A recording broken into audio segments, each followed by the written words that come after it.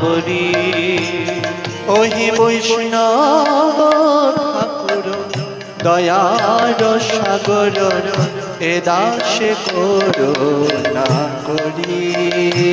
ওহে বৈষ্ণব ঠাকুর দয়ার সাগর এ দাসে করুণা করি। দিয়া পদ ছায়া শুধু হে আমারে, দিয়া পদ ছায়া শুধু হে আমারে। দিয়া পদ ছায়া শুধু হে আমারে, দিয়া পদ ছায়া শুধু হে আমারে। তোমার চরণ ধরি,